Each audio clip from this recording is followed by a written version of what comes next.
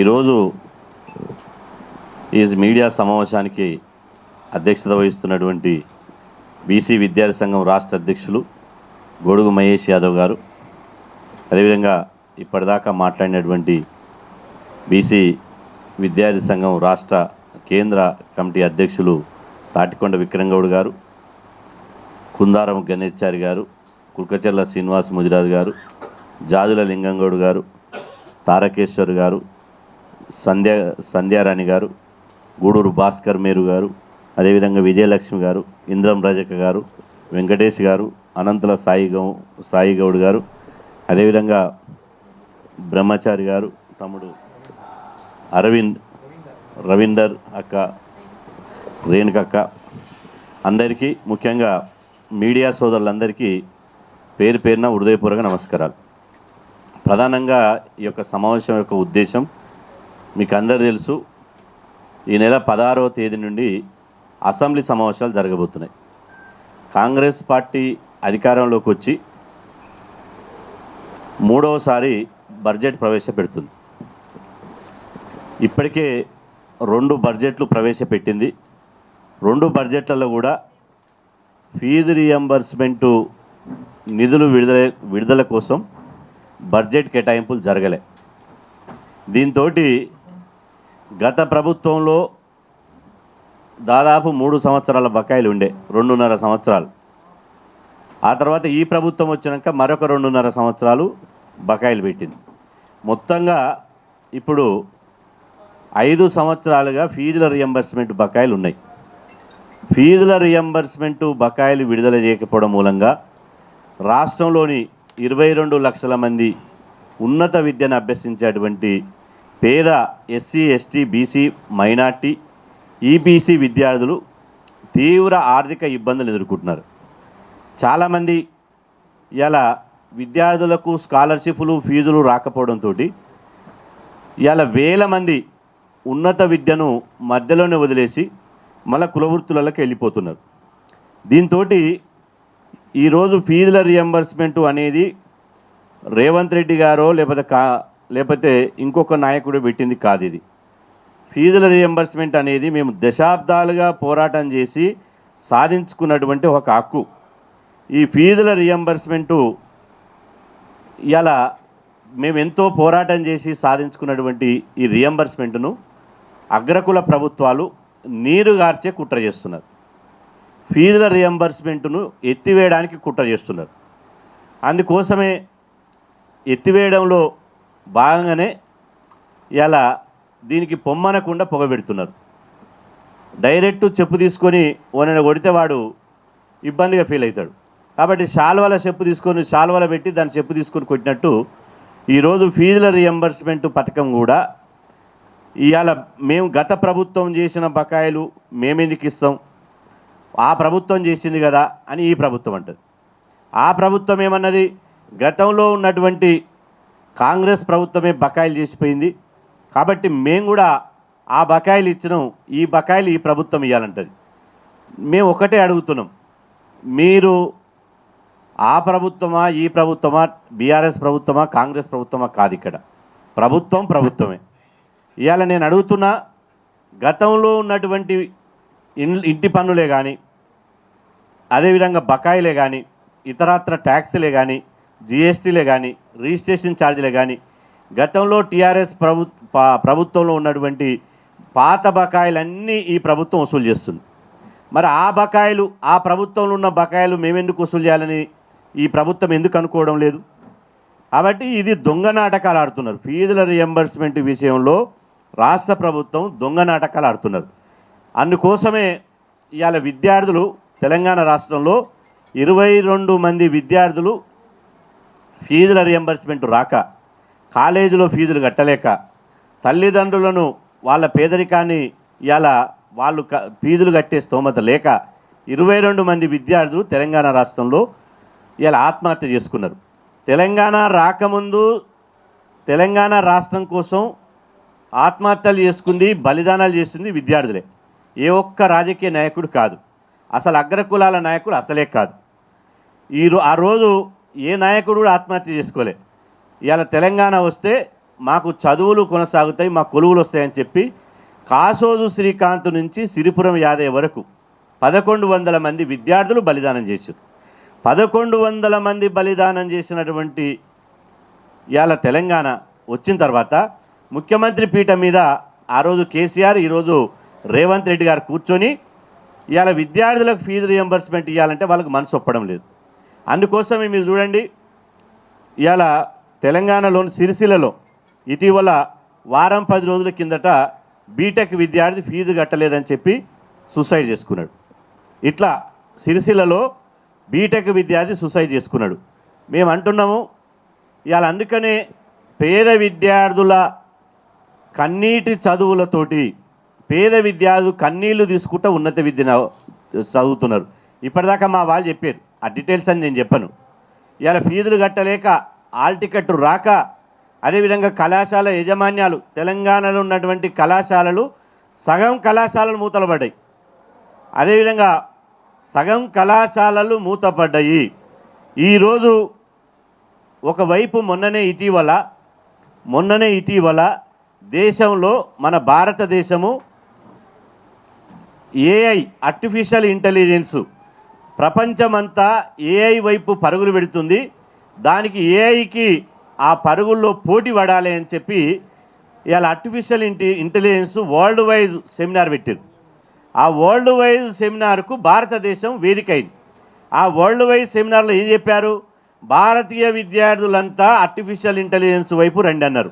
అంటే ఒకవైపు artificial intelligence ఏఐకి ఆతిథ్యం ఇస్తూ వేదికైన భారతదేశంలో చదువుకోవడానికి స్కాలర్షిప్లు ఇవ్వక, ఫీజులు ఇవ్వకపోవడంతో నీ ఏఐ చదువులు ఎట్లా చదువుతారని నేను అడుగుతున్నా. ఇక రేవంత్ రెడ్డి గారు విద్యాశాఖ మంత్రి, వారు 3వ బడ్జెట్ ప్రవేశపెడుతున్నారు. ఇప్పుడు దాదాపు 7,000 నుంచి 7,500 కోట్లు ఫీజు రియంబర్స్మెంట్ బకాయిలు ఇస్తే 22 లక్షల మంది పేద విద్యార్థులు చదువుకునేటువంటి అవకాశం ఉంటుంది. ఇవాళ 7,000 కోట్లు ఫీజుల రియంబర్స్మెంట్ ఏమంటే నా దగ్గర కోసిన రూపాయి లేదు, నన్ను చంపిన రూపాయి లేదు, ఏం చేసుకుంటారో చేసుకొని నా దగ్గర బడ్జెటే లేదు. వచ్చే రాష్ట్ర ఆదాయమే 18,000 కోట్లు. 18,000 కోట్లలో నెలకు 18,000 కోట్లు వస్తుంది. ఉద్యోగుల జీతభత్యాలు ఇంత, కాంట్రాక్టర్లకు ఇంత, నేను ఎక్కడి నుంచి తెచ్చియమంటున్నాను అంటున్నారు. నేను అంటున్నా మరే నిన్ననే ఇది ఈనాడు పేపర్లో మూసి మెరిసేలా బాపు మురిసేలా, మూసి మెరిసేలా బాపు మెరిసేలా, దీనికి ఎంత ఖర్చు పెడుతున్నాడు? ఇవాళ 4,584 కోట్లు ఖర్చు పెడుతున్నాడు. ఇవాళ మూసి సుందరీకరణ పేరుతోటి అక్కడ ఇవాళ మూసి సరోవరం పేరుతోటి ఆడ గాంధీ విగ్రహం పెట్టి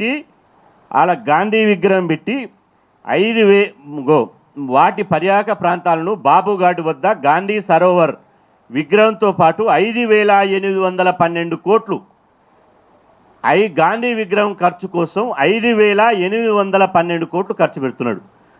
గాంధీ విగ్రహం పెడితే ఎవరిదన్నా కడుపు నింతదా? గాంధీ విగ్రహం పెడితే విద్యార్థుల చదువులు ముందుకు పోతాయా?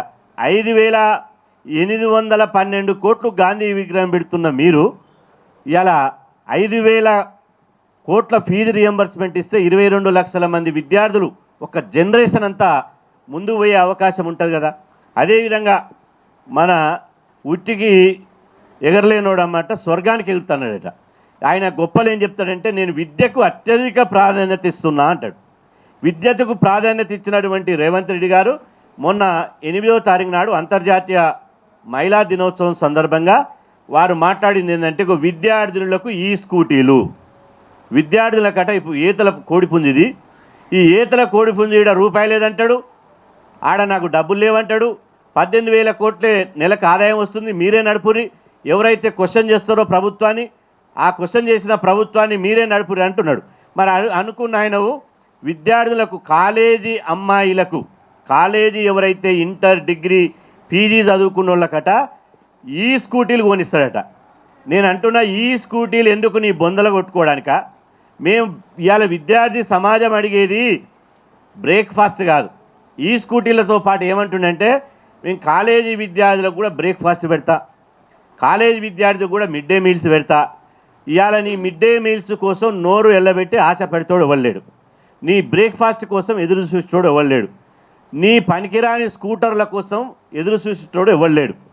మాకు ఈ దొంగ నాటకాలని బంద్ చేసి ఫీజుల రియంబర్స్మెంట్ను ఎత్తివేయడంలో కుట్రలో భాగంగానే ఇవాళ మిడ్ డే మీల్స్లు, బ్రేక్ఫాస్ట్లు, ఈ స్కూటీలు, బీ స్కూటీలు అని రకరకాల ఎత్తుగడలు వేస్తున్నావు. కాబట్టి ఇవాళ మేము అడుగుతున్నాం, ఈ స్కూటీలు వద్దు, గాంధీ విగ్రహాలు వద్దు, నీ సరోవర్లు వద్దు, నీ కథ బంద్ చేయి. నీకు నిజంగా ఈ పేద ఎస్సీ ఎస్టీ బీసీ అగ్రకుల పేద బిడ్డలు చదువుకోవాలంటే తక్షణమే 7,500 కోట్ల రూపాయల ఫీజుల రియంబర్స్మెంటు విడుదల చేయాలని డిమాండ్ చేస్తున్నాం. దానికోసం ప్రభుత్వం మీద ఒత్తిడి తీసుకురావడానికి బీసీ విద్యార్థి సంఘం ఆధ్వర్యంలో ఈ నెల 15వ తేదీ నాడు హైదరాబాద్లోని ఇందిరా పార్క్ వద్ద ఇవాళ ఫీజు పోరు దీక్ష చేపట్టాలని చెప్పి నిర్ణయించడం జరిగింది. ఆ ఫీజు పోరు దీక్షకు సంబంధించినటువంటి వాల్ పోస్టర్ను కూడా మేము రిలీజ్ చేయడం జరిగింది. కాబట్టి ఈ ఫీజు పోరు దీక్ష ద్వారా ప్రభుత్వాన్ని మెడలు వంచి విద్యార్థులకు రావాల్సినటువంటి ఫీజుల రియంబర్స్మెంట్ బకాయిలు విడుదల చేయాలి. ఈ బడ్జెట్లో ఇప్పుడు బట్టి విక్రమార్క గారు ప్రవేశపెట్టే 3వ బడ్జెట్లో ఫీజుల రియంబర్స్మెంట్ కోసం 10,000 కోట్లు బడ్జెట్లో కేటాయింపులు చేయాలి. ఇవాళ నేను ఒకటే డిమాండ్ చేస్తున్నా, మీ ద్వారా ఓపెన్గా ఒకటే, ఇవన్నీ వద్దు, పైసలు లేవని అంటున్నావు కదా రేవంత్ రెడ్డి గారు. మీ ఈ 2 సంవత్సరాల మీ పరిపాలనలో మీరు ఎవరెవరికి ఎంత ఇచ్చారు, కాంట్రాక్టర్లకు ఎంత ఇచ్చారు, అదేవిధంగా పేద విద్యార్థుల స్కాలర్షిప్లకు ఫీజు రియంబర్స్మెంట్ ఎంత ఇచ్చారు, సంక్షేమానికి ఎంత ఖర్చు పెట్టారు, దీని మీద ఒక శ్వేతపత్రం విడుదల చేయి. మేము శ్వేతపత్రం విడుదల చేయాలని డిమాండ్ చేస్తున్నాం. మీరు 2 సంవత్సరాల కాలంలోనే ముఖ్యమంత్రి రేవంత్ రెడ్డి గారు 3 లక్షల కోట్ల అప్పు చేశారు. ఈయన పరిపాలనలో ఇప్పటి వరకు 3 లక్షల కోట్ల అప్పు తీసుకొచ్చిండు. 3 లక్షల కోట్లు అప్పు ఈయన తీసుకొచ్చిండు, 8 లక్షల కోట్ల అప్పు కేసీఆర్ తీసుకొచ్చిండు. సగటున ఒక మనిషి మీద తెలంగాణలో 1,76,000 అప్పు ఒక మనిషి మీద వేసారు. మరి 8, 3, 11 లక్షల కోట్లు అప్పు తెలంగాణ రాష్ట్రం వచ్చిన తర్వాత మీరిద్దరు కలిసి 11 లక్షల కోట్ల అప్పు చేశారు. ఆ 11 లక్షల కోట్లలో 7,000 కోట్లు ఫీజు రియంబర్స్మెంట్ చేయడానికి మీ మనసొప్పదా?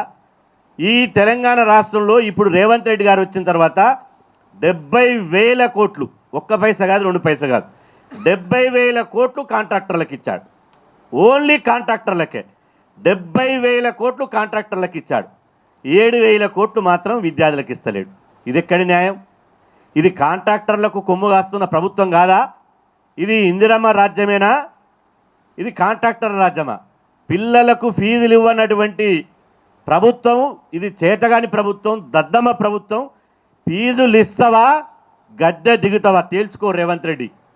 ఫీజులు ఇస్తే నువ్వు ముఖ్యమంత్రి పీఠం మీద ఉంటావు, ఫీజులు ఇవ్వకపోతే ముఖ్యమంత్రి పీఠం మీద కూర్చోవడానికి మీకు అర్హత లేదు. ఫీజులు ఇవ్వకపోతే ముఖ్యమంత్రి రేవంత్ రెడ్డి, ఉప ముఖ్యమంత్రి బట్టి విక్రమార్క మీ సీట్లను ఖాళీ చేయాలి. ఇవాళ నేపాల్ చూసి బిడ్డ మీరు అనుకుంటున్నారు, నేపాల్ చూడండి. అక్కడ ఇప్పటిదాకా మా తారకేశ్వర చెప్పింది, మనం పార్టీ పెట్టి మనమే ఇవ్వాలి కానీ వీళ్ళని అగ్రకులాలను అడుక్కుడేందని. సమయం వచ్చినప్పుడు అది జరుగుతుంది. నేపాల్లో యూత్ అంతా ఆర్ఎస్పి అని ఒక పార్టీ పెట్టారు.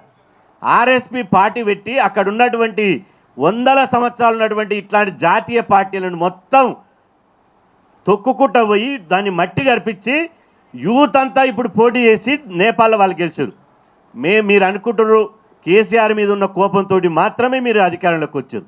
అధికారంలోకి వచ్చినాక మీరు కాంట్రాక్టర్లకు 70,000 కోట్లు ఇచ్చి 3 లక్షల అప్పు చేసి ఇలా బీసీలకు ఇలా బడ్జెట్ పెంచమంటే పెంచరు, ఫీజుల రియంబర్స్మెంట్ ఏంటి ఏమంటే ఇయ్యరు.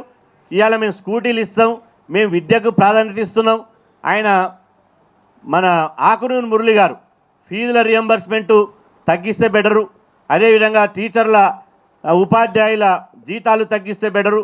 నీకు ఇవన్నీ నువ్వు చెప్పడానికి, నీ కమిషన్ వేసి నీకు ఇవన్నీ చెప్పడానికా? ఫీజుల రియంబర్స్మెంట్ ఇస్తావు కదా, నువ్వు 22 లక్షల మందికి విద్యార్థుల సరిపడా ఇంజనీరింగ్ కాలేజీలు, ఎంబీఏ కాలేజీలు, ఎంసీఏ కాలేజీలు, వృత్తి విద్య కాలేజీలు, డిగ్రీ కాలేజీలు పెట్టు. ఇవాళ తెలంగాణలో ఇవాళ పేద విద్యార్థులు చదువుకోకుండా కుట్ర జరుగుతుంది. ఆ కుట్రను ఛేదించడానికి చాలామంది అనుకోవచ్చు, రాజ్యాధికారం కోసం పరిగెడుతున్నటువంటి ఈ సమయంలో జాదుల సీనన్న ఏంది మరి విద్యార్థుల స్కాలర్షిప్ల మీద ఫీజు రియంబర్స్మెంట్ మీద పోరాటం చేస్తున్నది. ఇలా మేము పేద పిల్లలు చదువుకోవడానికి అవకాశమే లేనప్పుడు విద్యార్థులు రాక అరిగోసపడుతుంటే ఇప్పుడు ఇంతకుముందు మహేష్ యాదవ్ చెప్పినట్టు ఇది పరీక్షల కాలం, ఇది మార్చి ఏప్రిల్ పరీక్షల కాలం. ఈ పరీక్షలు రానియకుండా పిల్లల్ని ఇబ్బంది పెడుతుంటే ఇవాళ కాలేజ్ యాజమాన్యాలను బెదిరించడం, నీ ముఖ్యమంత్రి స్థాయి దిగజారి కాలేజ్ యజమానులను ఏం బెదిరిస్తుండు, నీ సంగతి చూస్తా, నువ్వు కాలేజ్ ఎట్ట పెడతావో చూస్తా, నువ్వు అదెట్ట పెడతావో చూస్తా. కాలేజీ యాజమాన్యాలు ప్రభుత్వాల సమస్య కాదు, ఇది 22 లక్షల మంది పేద విద్యార్థుల సమస్య. మాకు చదివే లేకపోతే మళ్ళీ కుమ్మరి పనో కమ్మరి పనో సాకలి పనో మంగలి పనో తాళ్ళు కూడా గొర్రెలగాసలో చేయాలి. మీరేం పాలకులు కావాలి, మేమేమో ఇగో ఈ పనికాడు ఉండాలన్నా. కాబట్టి బిడ్డ ప్రభుత్వానికి హెచ్చరిస్తున్నాం, రేపు జరిగే